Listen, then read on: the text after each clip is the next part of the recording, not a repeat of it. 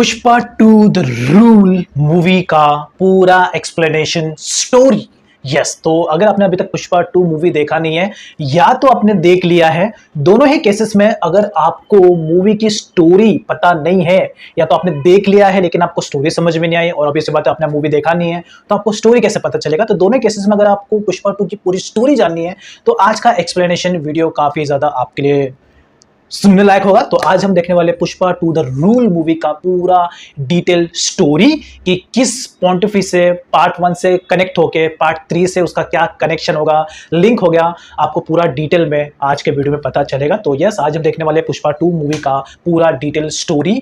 तो जो हम वीडियो देखने वाले हैं वो है मूवीज टाइम यूट्यूब चैनल का एक वीडियो है जिसमें बंदे ने पूरा डिटेल में एक्सप्लेन किया है पुष्पा 2 द रूल मूवी का पूरा एक्सप्लेनेशन, जिससे कि आपको पूरा आइडिया आ जाएगा कि मूवी का पूरा स्टोरी क्या है।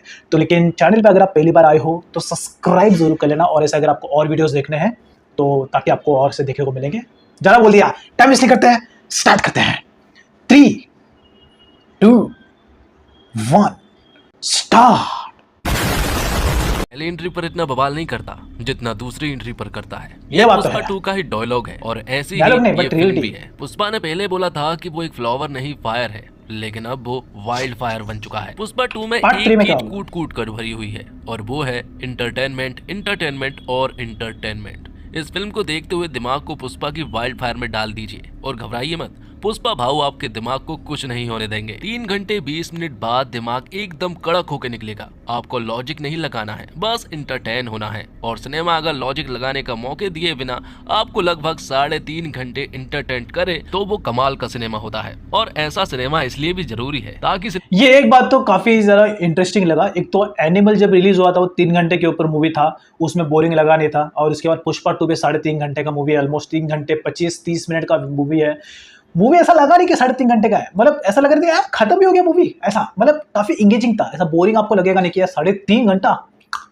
मतलब कोई ऐसी मूवी होती है 1.5-2 घंटे में यार कभी खत्म होगा, यार ये कभी खत्म होगा, ऐसा होता है। लेकिन इसमें मजा आ गया था, मैंने 4 बार देख लिया। चलता रहे और फलता फूलता रहे। तो आइए दोस्तों, आज हम एक्सप्लेन करने वाले हैं पुष्पा 2 मूवी को। वीडियो अगर अच्छा लगे तो वीडियो को लाइक करके चैनल को सब्सक्राइब जरूर कीजिएगा ताकि आपको इसी तरह के लेटेस्ट और फ्रेश कंटेंट मिलते रहे। तो फिल्म की शुरुआत होती है जापान से, जहां पर की शिप के द्वारा कुछ अनजान कंटेनर जो है वो जापान आ जाते हैं और उन कंटेनर में लाल चंदन की लकड़ियां भरी हुई थी और साथ ही पुष्पा भाव भी इन्हीं लाल चंदन की लकड़ियों के साथ मौजूद थे। जब जापानियों ने इन्हें देखा तो उन्होंने पुष्पा भाव को उल्टा टांग दिया था, लेकिन जैसे तैसे पुष्पा भाव ने अपने हाथ छुड़ाए और इन जापानियों से फाइट करने लगे। मालूम चलता है कि दरअसल में इन लोगों ने लाल चंदन की लकड़ियां तो अपने पास रखी, लेकिन कई दिनों से पेमेंट नहीं कर रहे थे, जिस वजह से पुष्पा भाव को ही यहाँ पर आना पड़ा। तो यहाँ पर पुष्पा भाव इन लोगों से एक बहुत ही तगड़ी फाइट करता है, लेकिन आखिर में पुष्पा भाव को गोली लग जाती है और वो समुद्र में गिर जाता है। लेकिन तभी मालूम चलता है कि ये महज एक सपना था। तो अब मालूम चलता है कि पुष्पा भाव सिंडिकेट का लीडर बन चुका है और लाल चंदन की लकड़ियों को कहां पर भेजा जाना चाहिए ये सब कुछ पुष्पा डिसाइड करता है। पुष्पा तो पूरी तरह से राज ही कर रहा था, लेकिन उसके बहुत सारे दुश्मन भी हैं। उनमें से पहले नंबर का दुश्मन है भंवर सिंह शेखावत, जो कि IPS है। फिल्म के पहले भाग में पुष्पा ने शेखावत को नंगा दौड़ाया था, तो अपनी बेइज्जती का बदला लेने के लिए शेखावत कुछ भी कर सकता है, इसलिए वो एक प्लान बनाता है। जब पुष्पा के लड़के जंगल में जाकर लाल चंदन की लकड़ियों को काटने जाते हैं तो यहाँ पर भंवर सिंह शेखावत भी मजदूर के रूप में उनके साथ मिल जाता है और जब वो वहाँ पहुंचा तो इन सभी को प्लान बनाकर अरेस्ट कर लिया था, क्योंकि लाल चंदन की तस्करी में हमेशा पुष्पा बच जाया करता था क्योंकि उनके पास कोई भी सबूत नहीं थे। शेखावत इन मजदूरों को बुरी तरह से मारता है और इन सभी 230 मजदूरों को जेल में डाल देता है, जिसके बाद एंट्री होती है पुष्पा भाव की, जो की पुलिस स्टेशन पहुँचते हैं। लेकिन वहाँ पर शेखावत मौजूद नहीं था, लेकिन कुछ इंस्पेक्टर मौजूद थे। यहाँ पर पुष्पा भाव सारे मजदूरों को लेने के लिए नहीं आए थे, बल्कि सिर्फ और सिर्फ सीनू को लेने के लिए आए थे, क्योंकि आज उसकी शादी है। जब पुष्पा यहाँ से सीनू को ले जाने लगा तो उसने देखा कि सीनू के ऊपर बहुत सारे चोट के निशान हैं। जब उसने अपने सारे मजदूरों को देखा तो उसका दिमाग खराब हो गया, क्योंकि पुष्पा के सारे मजदूरों को शेखावत ने जंगल में बुरी तरह से मारा पीटा था, जिस वजह से वो बुरी तरह से इंजर्ड थे। ये देखकर पुष्पा भाव पुलिस इंस्पेक्टर से कहता है कि इन लोगों पर शेखावत सर ने हाथ उठाया है, इसका मतलब कि आपने पुष्पा के ऊपर हाथ उठाया है, इसलिए वो यहाँ से इन सभी को लेकर जा रहा है। ये देखकर इंस्पेक्टर और बाकी पुलिस वाले कहते हैं कि अगर आप इन सभी लोगों को लेकर चले जाएंगे तो साथ ही हमारी नौकरी भी चली जाएगी। ये सुनकर पुष्पा भाव इनसे कहता है कि आज से तुम्हारे रिटायरमेंट तक जितना भी पैसा तुम जोड़ने वाले हो उन सारे पैसों को वो देगा, मतलब कि आज तुम्हारा रिटायरमेंट हो रहा है। पुष्पा उन सभी का रिटायरमेंट कर देता है और जब शेखावत पुलिस स्टेशन पहुंचा तो वहां पर कोई भी मौजूद नहीं था। वो समझ गया था कि सभी को पुष्पा भाव ने खरीद लिया है। तो इस तरह से पुष्पा भाव इलीगल काम तो करता है, लेकिन वो अपने मजदूरों का बहुत ज्यादा ख्याल रखता है और साथ ही वो अपनी बीबी श्रीवल्ली से भी बहुत ज्यादा प्यार करता है। अब अगले दिन हम देखते हैं कि श्रीवल्ली जब मंदिर में पूजा करने के लिए जाती है और भगवान की मूर्ति के लिए जब कुछ गहने और मुकुट लेकर जाती है तो उसी मंदिर में पुष्पा का सौतेला भाई मुरली भी मौजूद था और वो यहाँ श्रीवल्ली से कह रहा था कि आप पूजा तो करवा लोगे, लेकिन क्या तुम्हारे पास खुद का गोत्र है, खुद का सरनेम है। मुरली उन्हें हमेशा नीचा दिखाता है, लेकिन मुरली की बेटी कावेरी उन्हें पसंद करती है। वो उनके साथ रिश्ता निभाना चाहती है और कावेरी श्रीवल्ली को चाची बुलाती है, लेकिन मुरली कावेरी को उनसे मना करता है कि वो उनसे बात ना करे। तो पुष्पा श्रीवल्ली की सारी बात मानता है और आज पुष्पा सिद्धप्पा के साथ मिलकर सीएम से मिलने वाला था। इसलिए श्रीवल्ली यहाँ पर पुष्पा से कहती है कि अगर तुम जा ही रहे हो तो सीएम के साथ फोटो खिंचा कर लाना, ताकि हम उसे फ्रेम करा कर हॉल में लगाएंगे। पुष्पा ने अपनी पत्नी से वादा कर लिया था, लेकिन जब वो वहाँ पहुंचा तो वहाँ कुछ और ही हो गया। पुष्पा भले ही सिंडिकेट की ओर से सीएम को फंडिंग देता है, लेकिन सीएम यहाँ पर पुष्पा के साथ फोटो क्लिक नहीं करवाता है। उनका मानना ये है कि जूती जो है वो पैर में ही रहना चाहिए, उन्हें हाथ में नहीं पहना करते। साथ ही उन्होंने श्रीवल्ली के बारे में भी एक दो बातें बोल दी थी। ये देखकर यहाँ पर पुष्पा को बिल्कुल भी अच्छा नहीं लगा था। बाहर आने पर पुष्पा ने सिद्धप्पा से कहा कि अगर आप सीएम होते तो क्या आप भी मेरे साथ फोटो नहीं क्लिक करवाते, जिस पर कि सिद्धप्पा कहता है कि मैं चाहे कुछ भी बन जाऊं, मैं तेरे साथ फोटो जरूर क्लिक करवाऊंगा क्योंकि तू मेरा भाई है। तब यहाँ पर पुष्पा ने उनसे कहा तो फिर सीएम बनने की तैयारी कर लो। पुष्पा सिद्धप्पा से एकदम सीधा सवाल पूछता है कि सीएम बनने के लिए लगभग कितने रुपए की जरूरत पड़ेगी। सिद्धप्पा यहाँ पर कहता है कि लगभग 100 करोड़ रुपए की जरूरत पड़ेगी। पुष्पा यहाँ पर उससे कहता है कि मैं तुम्हें 500 करोड़ दूंगा, लेकिन सीएम तुम्हें ही बनना होगा। जिसके बाद सिद्धप्पा सेंट्रल मिनिस्टर से मिलने के लिए जाता है, क्योंकि पुष्पा ने ही सिद्धप्पा से कहा था कि वो सेंट्रल मिनिस्टर से मिले। सेंट्रल मिनिस्टर का एक भाई भी है और सिद्धप्पा पुष्पा के कहने पर ही सीएम की बात करने के लिए सेंट्रल मिनिस्टर के पास गया था। साथ ही पुष्पा ने उनके पास एक सोफा भिजवाया था जिसके अंदर 25 करोड़ रुपए थे। सिद्धप्पा ने जब ये सारी चीजें देखी तो उन्होंने पुष्पा से कहा कि ये सब कुछ ठीक नहीं है, इस तरह से पैसा बहाना ठीक नहीं है, क्योंकि हमें बचाना होगा, क्योंकि 500 करोड़ रुपए ऐसे ही नहीं मिल जाते। लेकिन पुष्पा के पास कुछ प्लान थे जो कि वो सिद्धप्पा को बताता है। वो कहता है कि अब पुष्पा नेशनल नहीं रहा बल्कि इंटरनेशनल हो गया है। लाल चंदन की लकड़ियों की डील वो सिर्फ मुर्गन से किया करता था, जिसके बदले में उसे 1 टन पर सिर्फ 1.5 करोड़ रुपए मिला करते थे। लेकिन अगर वो इस डील को विदेश में लेकर जाए तो उसे 2 से 2.5 करोड़ रुपए मिल सकता है प्रत्येक टन पर। तो ज्यादा देर ना करते हुए पुष्पा जो है वो तुरंत ही विदेश पहुंचता है, जहां पर कि उसकी मुलाकात होती है एक बहुत बड़े बिजनेसमैन से। वहां वो लाल चंदन की लकड़ियों की डील करता है और उसे 2000 कुंटल लकड़ियों को उन्हें देना था। बदले में पुष्पा को 5000 करोड़ रुपए मिलने वाले थे। तो अगर पुष्पा 5000 करोड़ रुपए कमाना चाहता है तो उसे 2000 करोड़ लाल चंदन की लकड़ियों की जुगाड़ करनी होगी। तब वो अपने सिंडिकेट के सारे मेंबर को एक्टिव कर देता है और उनसे कह देता है कि सारे जगह से मुझे लाल चंदन की लकड़ियां चाहिए है। तो सिंडिकेट के सारे मेंबर जो हैं वो लाल चंदन की लकड़ियों की जुगाड़ करने लगते हैं और वो लाकर वो पुष्पा को देने वाले थे। लेकिन तभी एंट्री होती है मंगल सीनू और उसकी वाइफ की। इन लोगों को मालूम चल जाता है कि पुष्पा जल्द ही 2000 कुंटल लाल चंदन की लकड़ियों को बाहर भिजवाने वाला है। वो ये बात शेखावत से जाकर कहते हैं ताकि शेखावत उन्हें जब्त कर ले। साथ ही मंगल सीनू और उसकी वाइफ शेखावत से ये भी कहते हैं कि वो सिंडिकेट के मेंबरों को डराए धमकाए ताकि सारे सिंडिकेट के मेंबर डर जाएं और वो ये काम ना करें। बात कुछ ऐसी है कि मंगल सीनू खुद ही इस सिंडिकेट का प्रेसिडेंट बनना चाहता है। तो भंवर सिंह को जब ये बात मालूम चली तो उसने सारे चेक पोस्ट पर नाकाबंदी करवा दी। तभी चेक पोस्ट पर एक लाल चंदन से भरा ट्रक पहुंचा। शेखावत वहां पहुंचा और इस बार उसने बिल्कुल भी रहम नहीं की और उस सारे के सारे ट्रक को उसने जला दिया था। साथ ही सिंडिकेट का मेंबर जब यहाँ पर पहुंचा तो यहाँ पर भंवर सिंह ने उसे मौत के घाट उतार दिया था, जबकि मंगल सीनू चाह रहा था कि बस वो उसे डराए धमकाए। लेकिन भंवर सिंह कहता है कि उसका डराने का अंदाज थोड़ा अलग है। अगर मैंने इसे मार दिया है तो सिंडिकेट के बाकी मेंबर भी स्मगलिंग करने से डर जाएंगे। तो जो सिंडिकेट का मेंबर मारा गया है उसकी श्रद्धांजलि पर सभी लोग पहुंचे, सिर्फ और सिर्फ पुष्पा को छोड़कर। लेकिन तभी मंगल सीनू और यहीं के कुछ लोग जो है वो सिद्धप्पा से कहने लगते हैं कि अगर पुष्पा और भंवर सिंह के बीच में दोस्ती नहीं हुई तो वो ऐसे ही लोगों को मारता रहेगा और अगर ऐसा ही चलता रहेगा तो फिर पुष्पा को प्रेसिडेंट से हटा देना चाहिए। लेकिन सिद्धप्पा ये होने नहीं दे सकता, इसलिए सिद्धप्पा तुरंत ही भंवर सिंह के पास पहुंच जाता है और वो उसे कुछ रिश्वत वगैरह देने की कोशिश करता है। वो उसे लगभग 10 करोड़ रुपए दे रहा था, लेकिन भंवर सिंह नहीं मानता है। वो कहता है कि उस रात उसने मुझे नंगा दौड़ाया था, मैं उसे किसी भी हालत में नहीं छोड़ने वाला। तभी यहाँ पर सिद्धप्पा कहता है कि अगर वो तुमसे माफी मांग ले और सभी के सामने सॉरी कह दे, क्या तुम तब उसे माफ कर पाओगे?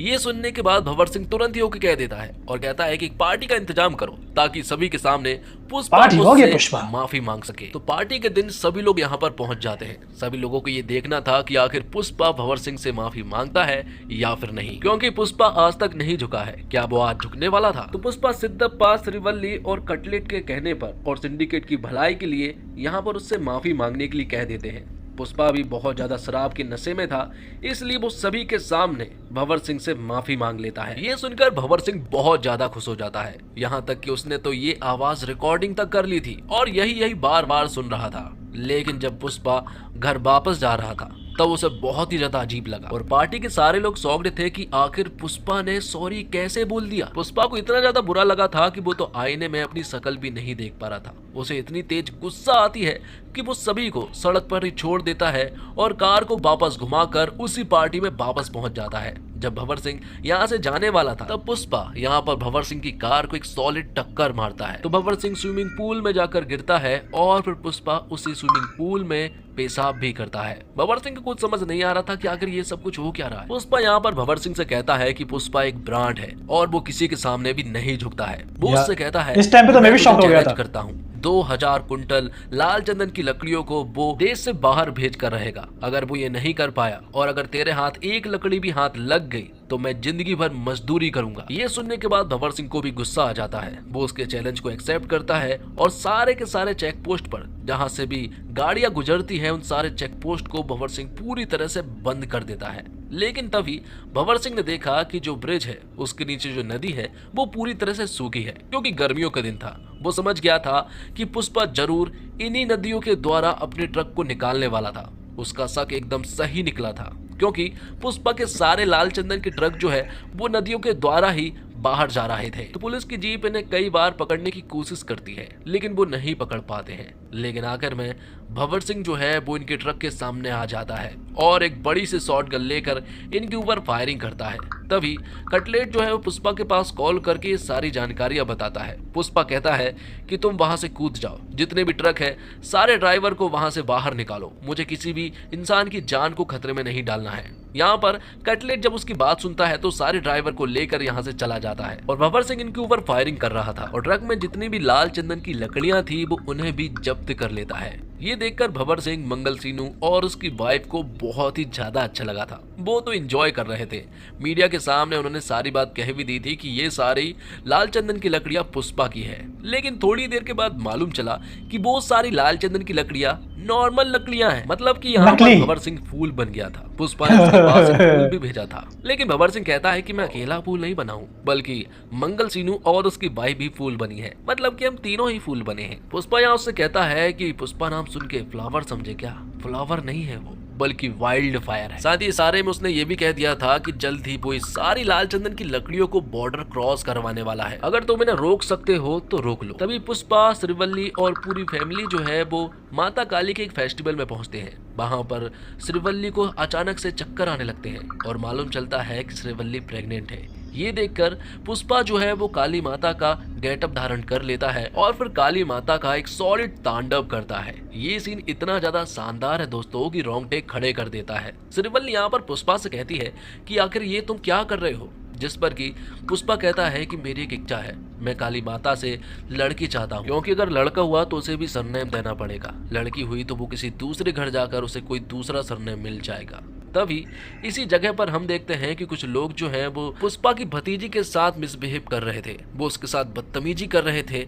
ये देखकर पुष्पा को बहुत तेज गुस्सा आ जाता है और वो लोगों से फाइट करना स्टार्ट कर देता है। ये सारे एक्शन सीक्वेंस बहुत ही कमाल के थे, क्योंकि सारे एक्शन इमोशन से भरे थे। लेकिन तभी यहाँ पर मुरली आ जाता है और वो पुष्पा से कहता है कि अगर तुम ये सब कुछ कर दोगे तब भी तुम्हें तुम्हारे बाप का नाम नहीं मिलेगा। तुम्हें ऐसा लग रहा है कि तुम हमारे साथ हो जाओगे, ऐसा कुछ भी नहीं हो सकता। तुम हमेशा अनाथ थे और हमेशा रहोगे, तुम्हारा कोई भी नहीं हो सकता है। श्रीवल्ली को जब ये सारी बातें सुनाई दी तो उसने यहाँ पर मुरली को बहुत ही ज्यादा चिल्लाया। बाद में कावेरी के साथ जिन लोगों ने बदतमीजी की थी और मिसबिहेव किया था उन लोगों को मुरली ने अधगंजा करवा दिया था। अब आगे हम देखते हैं कि मंगल सीनू और उसकी बीबी और भंवर सिंह शेखावत सीएम के पास पहुंचे। उन्होंने उन्हें बताया कि अगर ये लाल चंदन की लकड़ियां बॉर्डर क्रॉस कर जाती है तो तुम्हारी सीएम की गद्दी भी खतरे में है, क्योंकि उससे 2000 से 5000 करोड़ रुपए की फंडिंग आने वाली है और ये सारी फंडिंग के द्वारा आप सीएम से हट सकते हैं। तब सीएम उन्हें तुरंत ही आदेश दे देता है कि वो लाल चंदन की लकड़ियों को बॉर्डर क्रॉस कर जाने से रोके। तो ये सारी लाल चंदन की लकड़ियां रामेश्वरम से होते हुए श्रीलंका जाने वाली थी, क्योंकि रामेश्वरम से श्रीलंका सिर्फ और सिर्फ 18 किलोमीटर की दूरी पर है। तब भंवर सिंह शेखावत यहाँ पर पहुंच तो जाता है, लेकिन वो लाल चंदन की लकड़ियों को पकड़ नहीं पाता है, क्योंकि ये सारी शिप के नीचे मौजूद थी, जिस वजह से भंवर सिंह शेखावत इनका पीछा भी करता है, लेकिन वो उन्हें नहीं पकड़ पाता है। तो माल डिलीवर हो जाने के बाद बहुत सारा पैसा आता है। इन सारे पैसों को देखकर पुष्पा खुश हो जाता है। इन सभी पैसों को एमएलए के लिए सारे सोफे के अंदर भरा जाता है और सारे सोफों को एमएलए के पास भेज दिया जाता है। मतलब कि सारे के सारे एमएलए अब पुष्पा ने खरीद लिए थे। तो भंवर सिंह शेखावत का अब बहुत ही ज्यादा बुरा हाल था, क्योंकि अब उसके हाथ में कुछ भी नहीं था। अब तो उसका ट्रांसफर होना भी एकदम तय है, क्योंकि अब उनके पास सरकार भी नहीं रहेगी, सरकार भी पुष्पा की हो जाएगी। तो भंवर सिंह के पास जो नकली लाल चंदन की लकड़ियां हैं वो उनमें आग लगा देता है और उसने काफी शराब पी हुई थी, तो वो वहीं पर रुक जाता है, जिससे कि ब्लास्ट हो जाता है और भंवर सिंह शेखावत मारा जाता है। हालांकि उसकी डेड बॉडी को बताया नहीं गया और ना ही ये बताया गया कि वो मारा गया है। और फिर कुछ दिनों के बाद हम देखते हैं कि सीएम अब बदले जा चुके हैं। अब सीएम सिद्धप्पा बन चुका था सिर्फ और सिर्फ पुष्पा की वजह से, क्योंकि उसने सारे एमएलए खरीद लिए थे। और जैसा कि पुष्पा ने वादा किया था कि 24 जुलाई को उसके घर पर सीएम खुद आएंगे और वो उसके साथ खाना भी खाएंगे और फोटो भी खिंचाएंगे। तो आज 24 जुलाई थी, सिद्धप्पा यहाँ आता है, फोटो खिंचाता है और सिद्धप्पा श्रीवल्ली से कहता है कि तुम्हारी फोटो की वजह से मैं सीएम बना हूँ। और पुष्पा ने आज का दिन इसलिए सिलेक्ट किया क्योंकि आज श्रीवल्ली का जन्मदिन था, इसलिए यहाँ पर एक छोटा सा सेलिब्रेशन होता है, सभी लोग इसे सेलिब्रेट करते हैं। तो भले ही सिद्धप्पा सीएम जरूर बन चुका था, लेकिन पूरे राज्य पर पुष्पा राज कर रहा था। सभी लोग उसे बहुत ज्यादा मानने पूजने लगे थे। और फिर एक दिन पुष्पा की भाभी मतलब कि मुरली की पत्नी जो है वो पुष्पा के घर आती है। वो उन्हें बताती है कि कावेरी को कुछ लोगों ने किडनैप कर लिया है और वो बदले में 2 करोड़ रुपए मांग रहे हैं और अगर उन्हें नहीं दिए तो वो कावेरी को मार डालेंगे। ये बात जब पुष्पा को मालूम चली तो वो पहले तो न्यूज चैनल वालों के पास गया। वहां लाइव आकर उसने उन लोगों से कहा कि अगर मेरी भतीजी कावेरी को कुछ भी हुआ तो वो उन्हें रप्पा रप्पा करके जान से मार डालेगा। उनके पास सिर्फ और सिर्फ 1 घंटा है, 1 घंटे के अंदर अगर वो उसे सौंप देते हैं तो वो उन्हें रहम की भीख दे देगा। ये बातें सिद्धप्पा और सेंट्रल मिनिस्टर को भी मालूम थी, लेकिन यहाँ पर एक बात मालूम चलती है, जिन लोगों ने उसे किडनैप किया है वो कोई और नहीं बल्कि सेंट्रल मिनिस्टर का भाई का बेटा होता है, मतलब कि सेंट्रल मिनिस्टर का भतीजा। इसलिए यहाँ सेंट्रल मिनिस्टर सिद्धप्पा से पुष्पा के पास कॉल करवाता है। वो लोग पुष्पा से कहते हैं कि वो सेंट्रल मिनिस्टर का भतीजा है, इसलिए वो उसके साथ कुछ भी ना करे, हम उससे जल्द से जल्द कांटेक्ट कर लेंगे और वो कावेरी को छोड़ देगा। अगर वो उसके साथ कुछ कर भी दे तब भी तुम्हें कुछ नहीं करना है। लेकिन पुष्पा कहता है कि मुझे कोई भी फर्क नहीं पड़ता है, सेंट्रल मिनिस्टर भाड़ में जाए और सिद्धप्पा सीएम भी भाड़ में जाए, मुझे किसी से भी कोई भी लेना देना नहीं है। तो सेंट्रल मिनिस्टर का भतीजा 10 करोड़ रुपए पुष्पा से मांग रहा था और अकेले ही पुष्पा को उसके अड्डे पर बुला रहा था। पुष्पा मान जाता है और हेलीकॉप्टर से वो वहां पहुंच भी जाता है। यहाँ पर पहुंचकर सबसे पहले तो वो शॉर्ट गन से फायर करता है, लेकिन बाद में मिनिस्टर का भतीजा पुष्पा से कहता है कि तेरी भतीजे के ऊपर भी गन पॉइंट है, इसलिए तुझे थोड़ा ठंडा रहना पड़ेगा। तो यहाँ पुष्पा उन्हें गन दे देता है और बाद में ये लोग पुष्पा को बुरी तरह से मारने लगते हैं। इन्हें बहुत अच्छे से मालूम है कि पुष्पा के हाथ बंधे रहने के बावजूद ये कमाल कर सकता है और सभी को बुरी तरह से मार भी सकता है, इसलिए इस बार वो बिल्कुल भी रिस्क नहीं लेते हैं। इस बार वो उसके हाथ बांधते हैं, पैर भी बांधते हैं और फिर वो लोग कावेरी की इज्जत पर हाथ भी डालने लगते हैं। ये देखकर पुष्पा को बहुत ही तेज गुस्सा आया था और फिर वो उड़ उड़कर इन्हें मुंह से काट काट कर बुरी तरह से मार डालने लगता है। दोस्तों ये एक्शन सीक्वेंस बहुत ही कमाल के थे। पुष्पा 2 अगर एक बहुत ही बड़ी सुपरहिट फिल्म होती है और अगर किसी से पूछा जाए कि आपको फिल्म में सबसे अच्छा क्या लगा तो वो इसी फाइट एक्शन सीक्वेंस के बारे में बताएगा। ये सारे एक्शन सीक्वेंस रोंगटे खड़े कर देने वाले थे क्योंकि इन सारे एक्शन में इमोशन मौजूद थे। तो मिनिस्टर का भाई भी वहां पहुंच चुका था, तो पुष्पा ने मिनिस्टर के भाई समेत भतीजे को भी मार डाला था। ये सारी बातें जब मिनिस्टर को मालूम चली तो वो तो पूरी तरह से पागल हो चुका था। अब अगले सीन में हम देखते हैं कि पुष्पा जब अपने घर होता है तब उसके घर पर मुरली आता है। मुरली को अपनी गलती का एहसास हो गया था, इसलिए वो पुष्पा और पूरी फैमिली से माफी मांगने के लिए आया था। वो कहता है कि मुझे बहुत अच्छे से मालूम चल गया है कि आप ही मेरी फैमिली हो। मैं सिर्फ यहाँ पर कावेरी का कार्ड देने के लिए आया हूँ क्योंकि उसकी शादी होने वाली है और कावेरी ने मुझसे कहा है कि अगर पुष्पा भाव इस शादी में नहीं आते हैं तो मैं मंडप में नहीं बैठने वाली। तब श्रीवल्ली यहाँ पर पुष्पा को बताती है कि सारे कार्ड पर माँ का नाम है और साथ ही तुम्हारा नाम भी है, वो भी पिता समेत। ये देखकर पुष्पा बहुत ज्यादा इमोशनल हो जाता है। उसके बीच आजू बाजू भीड़ लग जाती है उसे चुप करने के लिए, क्योंकि पुष्पा को ऐसा रोता हुआ किसी ने भी बहुत कम देखा था। बाद में पुष्पा भी इन्हें माफ कर देता है और फिर अपनी पूरी फैमिली समेत वो कावेरी की शादी में पहुंचते हैं। सभी लोगों ने एक दूसरे को माफ कर दिया था और अब आगे बढ़ चुके थे। और यहाँ मिनिस्टर के घर पर मातम छाया हुआ था क्योंकि मिनिस्टर का भाई और मिनिस्टर का भाई का बेटा जो है वो मारे गए थे। यहाँ पर एक आदमी आता है जिसके हाथ में पार्सल था। जैसे ही वो मिनिस्टर के पास उसे लेकर आता है, अचानक से उसे एक आदमी पहाड़ी पर से ब्लास्ट कर देता है और यहीं पर ये फिल्म खत्म हो जाती है। वो आदमी कौन था ये नहीं बताया गया, लेकिन पुष्पा 3 का अनाउंसमेंट कर दिया गया है जिसका नाम है पुष्पा द रैम्पेज। तो दोस्तों ये पूरी तरह से मास इंटरटेनर है, हर एक फ्रेम इंटरटेनिंग है। लॉजिक के बारे में आप सोचते नहीं, जो पुष्पा करता है उस पर यकीन हो जाता है। एक के बाद एक कमाल के एक्शन सीन आते हैं, बहुत बार सीटी ताली वाले सीन आते हैं। पुष्पा का स्वैग गजब का है। पुष्पा सॉरी बोल देता है लेकिन पुष्पा तो झुकता नहीं है और फिर जो होता है उसको बवाल कहते हैं। राइट, तो आप लोगों ने तो देख लिया पुष्पा 2 द रूल मूवी का पूरा एक्सप्लेनेशन स्टोरी। तो यहाँ पर बहुत ही अच्छे तरीके से बंदे ने एक्सप्लेन किया है फ्रेम बाय फ्रेम। अप्रिशिएट तो बनता है। तो जाके आप ओरिजिनल चैनल को भी जाके आप जरूर चेकआउट कर लेना जिनके वीडियो पे हमने रिएक्ट किया। मूवी का जो स्टोरी बेस्ड है मुझे बताने की जरूरत नहीं है, लेकिन मूवी के 3 ऐसे सीन्स हैं।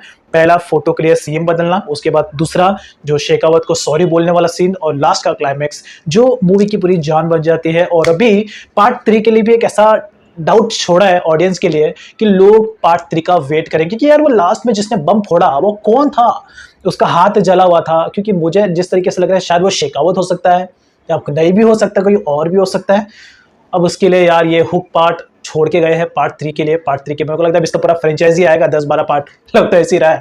पार्ट 3 में जिस तरीके से लग रहा है कि पुष्पा अपने परिवार का बदला लेगा, क्योंकि जिसने बम फोड़ा है तो सब परिवार वाले मर गए होंगे बम की वजह से। पुष्पा बच गया होगा तो पुष्पा अपने परिवार का बदला लेने के लिए पार्ट 3 में धमाका फोड़ेगा, क्योंकि रैम्पेज ही नाम है तो धमाका। मजा आएगा देखने के लिए। अभी वो ऑब्वियस सी बात है यार, 3 साल फिर से 3 साल वेट करना पड़ेगा, यानी कि 2026 या 2027 के बीच में, 27 तक आई गेस मुझे लगता है मूवी आ जाएगा। देखते हैं। शूटिंग तो ऑलरेडी स्टार्ट हो चुका है पार्ट 3 के लिए। तो अगर आपको पुष्पा 2 का ये वाला वीडियो अच्छा लगा और आप और वीडियो को एंजॉय करना चाहते हो पुष्पा 2 मूवी को लेकर, तो आप मेरे वीडियो लिस्ट में जाके चेकआउट कर सकते हो। मैंने बहुत सारी वीडियोस बनाए हैं पुष्पा 2 मूवी को लेकर, मिस्टेक्स, हिडन डिटेल्स और भी पब्लिक रिव्यू, तो आप जाके चेकआउट कर लेना। और यस, अगर आपको मेरी वीडियोस पसंद आती है और आप मेरे और वीडियोस को एंजॉय करना चाहते हो तो आप सब्सक्राइब भी कर लेना, जिससे कि आपको ऐसे और वीडियोस देखने को मिलेंगे। तो तब तक के लिए goodbye.